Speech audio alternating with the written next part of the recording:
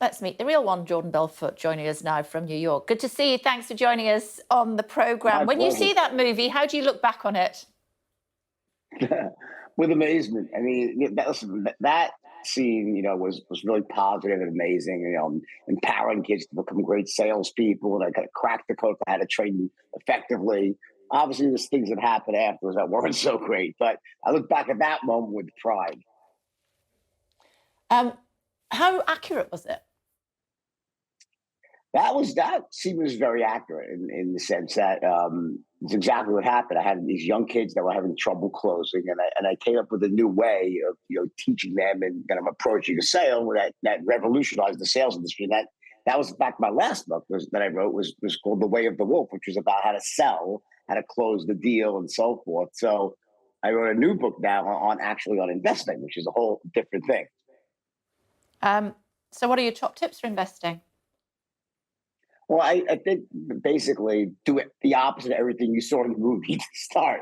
But it starts with being what I call a passive long-term investor versus trying to trade for the short term and time the market. Timing the market, trying to pick individual stocks is very difficult to do.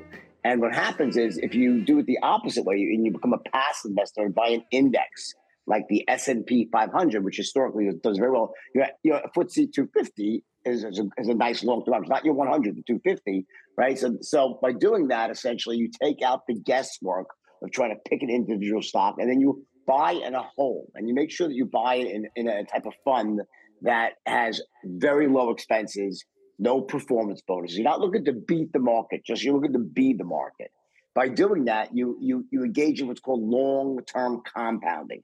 And believe it or not, if you put it in the proper type of account, you can take a very small amount of money and, over time, if you're patient, by reinvesting your dividends and a little bit more, whatever you can every quarter, every month, right? Just small amounts. You can take a small amount of money and turn it into a giant nest egg when you're ready to retire. So that's the Okay. secret. Yeah. And it works incredibly well. Historically, it's been proven to work. Okay. What are your biggest regrets? My biggest regrets? Yeah. I think my big one major regret was that I really wish I would have taken my entire firm and just had all the clients buy the S&P 500 versus be selling an index fund, essentially being a large mutual fund versus selling low price stocks, venture capital stocks. Because ultimately, listen, clients lost money. I went to jail. And the firm itself, though, was a beautiful thing, teaching young kids to close.